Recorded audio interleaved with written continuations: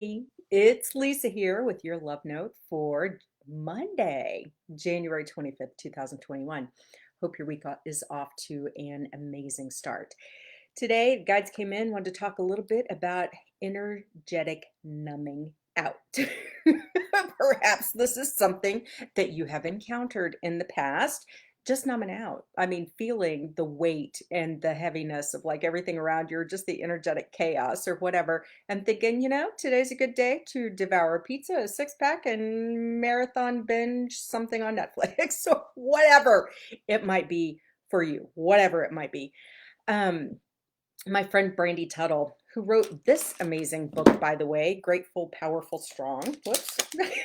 Great book. I encourage you to get it. But she talks about energetic numbing. The phrase she used was folks who become energetic escape artists. And I thought that was such a great phrase, energetic escape artists. And for many of us, an awful lot of life feels like trying to escape like the pain or heaviness of what it's like to be alive on earth. A lot of souls they had before they came to earth, a lot of souls came from a place that their last experience was one where it was a matter of the lowest vibrational frequency that was even experienced was ecstasy. Think about that for a minute. Where the lowest, like the floor, the bottom of your energetic experience would be a feeling of ecstasy. And then you're born on earth. An awful lot of earth doesn't feel like ecstasy, right? It doesn't even come close. And so for people who have any soul memory of that at all, any cellular memory of that ecstasy type feeling, a lot of earth feels really heavy. And so it feels like either trying to recreate that feeling of ecstasy or trying to just completely numb out the pain of being alive. And we all know folks who fit into these categories. We may be folks who fit into these categories. And please know there is absolutely no judgment from me, at least affiliated with anything, along with the idea of numbing or trying to recreate good, better feelings. As far as recreating, a lot of folks might turn to things like, recreational drugs or alcohol or a whole lot of sex or carbs, tortilla chips, whatever. It might be the Facebook scrolling. It might be, binge watching all the time. It might be whatever it is that allows you to like numb out and not have to deal with the pain of whatever is causing the pain, whatever's causing the triggers, at least for a little while. But the challenge is oftentimes in the ways that we choose to numb out, or we choose to try to outrun that pain or that weight or that heaviness of the energy around us, it can actually cause things to end up being even heavier because it's a short-term numbing, a short-term avoidance that can lead to longer-term problems. And this is something that the guides have been talking to me about quite a bit um, lately, because it does seem that there's kind of an epidemic on this planet of folks doing exactly that, of either seeking to numb the pain of human life through, a variety of methods, or to try to recreate, that ecstasy feeling that they may have felt as a soul before they were born.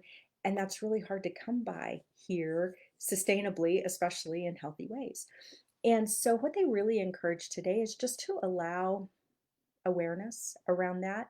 I'll confess, as far as addictions go, besides coffee, thank God for coffee, and I'm so glad it's legal. My big addiction.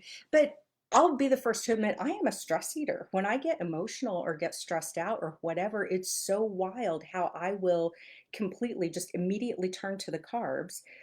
I never turn to celery. Why the hell can't I turn to kale? When I'm feeling kind of crappy. But I'll turn to all the carbs. It's not even sweet so much. It's like give me an entire bag of tortilla chips and, let me feel better about life for a minute. But then like an hour later, I don't feel so much better anymore. But we all often have something. And really it's an invitation to lean into what is causing that trigger? What is creating that trigger opportunity? And can we lean in and learn from it? Can I lean into whatever's stressing me out or causing me to have these emotional, eating reactions?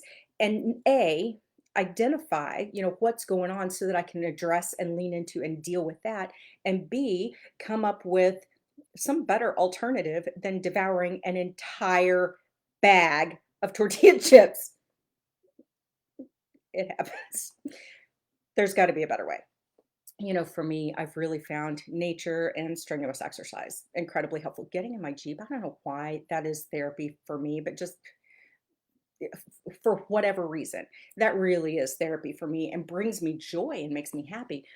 Finding those things that feel like happy, that feel like higher vibe, that can inspire that inner smile, that inner light, that inner smile to come out, especially when there might be triggers that are causing us to want to retreat into, endless scrolling and social media or the Netflix binge or the entire pan of brownies or, just getting so loaded that we don't really have to think about it a whole lot anymore. Um, when we do that, we're missing the opportunity to grow through and beyond whatever is causing the pain. The pain actually is an indicator for us, like a flag, a signal, hey, pay attention over here, so that we can lean into and learn from it. That's not always easy though, and that can often feel harder, which is why we want to numb out even more. If you don't know where to start with that, no, you don't have to go it alone. There is a coach or a program or a therapist or a friend or your soul or someone out there, someplace that you can turn to where, please know, you never have to go it alone. And when we're numbing out, we're also not going it alone. We're just not picking a positive, helpful anything, to go it with. We can create higher vibe states for us to experience in our everyday existence. We can. I've finally learned that. I've learned that we can create a happier, healthier way of going about things. When I see people in my own life who have turned to methods to numb out of dealing with the pain of life. I mean, these are people who have been some of the closest people in my life who, whether it was alcohol, whether it was drugs, have almost turned away from life and toward those things. And not only did it cause themselves that much more pain, but believe me when I say it caused everyone around them more pain too. There's other ways. There's other ways. And I know that sometimes it feels incredibly heavy and incredibly hard. And again, please know this is no judgment whatsoever. We do, what we think we know to do to cope the best we can at the time until we know better and until we have better support and better resources and can start doing better. This is just an encouragement. If you notice times when you are becoming an energetic escape artist, when you are seeking to numb out the pain of your own life, that is an invitation for you to open that door and look a little harder at what's causing that pain. What is it you're wanting to escape from? What is it that, feels heavy? And to actually be willing to look at and deal with that. That's how we grow. And that's how we leave the baggage that keeps life feeling dense and heavy behind us so that we can create a higher vibe, better feeling future to step into. Until we're willing to look at it and actually love ourselves enough to lean into whatever might be causing that, it's really hard to heal and to shift it. Help is available. I'm here if you need me. Just know that you are loved, and just know if life feels heavy and dense and sometimes not very fun, you're not alone in that. You are not alone in feeling that. There are so many of us who experience that all the time. And it's a matter of how are we proactively going to choose to deal with that.